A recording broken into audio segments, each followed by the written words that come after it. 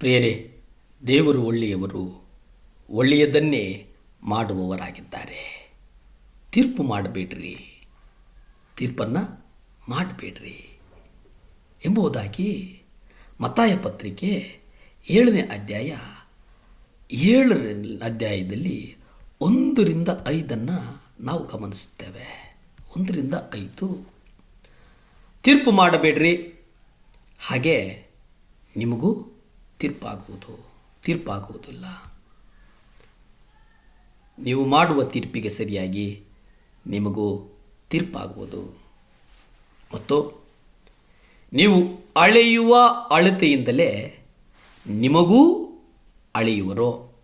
ನೀನು ನಿನ್ನ ಕಣ್ಣಿನಲ್ಲಿರುವ ತೊಲೆಯನ್ನು ನೋಡದೆ ನಿನ್ನ ಸಹೋದರ ಕಣ್ಣಿನಲ್ಲಿರುವ ತೊಲೆಯನ್ನು ಯಾಕೆ ನೋಡ್ತೀಯ? ಕಣ್ಣಿನಲ್ಲಿರ್ತಕ್ಕಂಥ ಇದನ್ನು ಯಾಕೆ ನೋಡ್ತೀಯ? ನಿನ್ನ ಕಣ್ಣಿನಲ್ಲಿರುವ ರವಿಯನ್ನು ತೆಗೆಯುತ್ತೇನೆ ಎಂದು ನೀನು ಹೇಳುವುದು ಹೇಗೆ? ಕಪಟಿಯೇ, ಮೊದಲು ನಿನ್ನ ಕಣ್ಣಿನಲ್ಲಿರುವ ತೊಲೆಯನ್ನು ತೆಗೆದು ಹಾಕು, ಆಮೇಲೆ ನಿನ್ನ ಸಹೋದರನ ಕಣ್ಣಿನಲ್ಲಿರುವ ರವೆಯನ್ನು ತೆಗೆಯುವುದಕ್ಕೆ ನಿನಗೆ ಚೆನ್ನಾಗಿ ಕಾಣಿಸುವುದು. ಇಲ್ಲಿ ತೀರ್ಪು ಮಾಡಬೇಡ. ಕೀಳಾಗಿ ಕಾಣುವಂಥದ್ದು, ತಿರಸ್ಕರಿಸುವಂಥದ್ದು ನೀನು ಮಾಡಬೇಡ. ಈಗ ಇಬ್ರಿಯ ಪತ್ರಿಕೆ 9ನೇ ಅಧ್ಯಾಯ 27ರಲ್ಲಿ ನೋಡೋದಾದರೆ, ಮನುಷ್ಯರು ಒಂದೇ ಸಾರಿ ಸಾಯಬೇಕೆಂದು ಆಮೇಲೆ ನ್ಯಾಯ ತೀರ್ಪು ಆಗಬೇಕೆಂದು ನೇಮಕವಾಗಿದೆ. ಈ ವಿಶ್ವದಲ್ಲಿ ನಾವು ನೋಡುವುದಾದರೆ, ಈ ವಿಶ್ವದ ಸೃಷ್ಟಿಕರ್ತನಾದಂಥ ಸರ್ವಶಕ್ತನಾದಂಥ ದೇವರು ಜನರಿಗೆ ಯಾವಾಗ ತೀರ್ಪು ನೀಡ್ತಾನೆ? ನ್ಯಾಯ ತೀರ್ಪು ಅಂತಿಮವಾಗಿ ಸತ್ತ ನಂತರ ಆಗಬೇಕೆಂದು ನೇಮಕವಾಗಿದೆ. ಆದ್ದರಿಂದ ದೇವರು ಜನರ ಮರಣದ ನಂತರ ಅವರನ್ನು ತೀರ್ಪು ಮಾಡುತ್ತಾನೆ. ದೇವರು ಒಬ್ಬ ವ್ಯಕ್ತಿ ತೀರ್ಪು ನೀಡಲು ಅವನ ಮರಣದವರೆಗೆ ಕಾಯ್ತಾನೆ ಎಂಬುದಕ್ಕೆ ನಾವು ಸತ್ಯವೇದವನ್ನು ಗಮನಿಸ್ತೇವೆ. ಕೇಳಿರಿ, ನಾನು ತೀರ್ಪು ನೀಡುವುದಕ್ಕೆ ನನಗೆ ಹೆಚ್ಚಿನ ಸಾಕ್ಷಿ ಬೇಕಿದೆ, ಅಲ್ಲಿಯವರೆಗೂ ನಾನು ತೀರ್ಪನ್ನು ಕೊಡಲಾರೆನು. ಇದು ಗಮನಿಸಿ.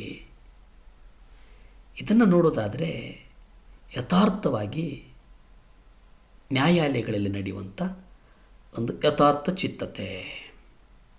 ಜ್ಞಾನೋಕ್ತಿಗಳು 27:19 ನೋಡೋದಾದರೆ, ನೀರಿನಲ್ಲಿ ಮುಖವನ್ನು ಪ್ರತಿಬಿಂಬಿಸುವಂತೆ ಮನುಷ್ಯನ ಹೃದಯವು ಮನುಷ್ಯನನ್ನು ತೋರ್ಪಡಿಸ್ತದೆ. ನಾವು ಒಬ್ಬ ವ್ಯಕ್ತಿಯನ್ನು ತೀರ್ಪು ಮಾಡುವಾಗ ನಾವು ನಿಜವಾಗಿ ನಮ್ಮ ಸ್ವಂತ ಹೃದಯದ ಸ್ಥಿತಿಯನ್ನು ತೋರಿಸ್ತಾ ಇದ್ದೇವೆ. ಆದರೆ ಮನುಷ್ಯನ ಹೃದಯವು ಮನುಷ್ಯನನ್ನು ತೋರ್ಪಡಿಸ್ತದೆ ಅನ್ನುವಂಥದ್ದನ್ನು ನೀವು ಯಾಕೆ ಗ್ರಹಿಸುವುದಿಲ್ಲ ಪ್ರಿಯರೇ?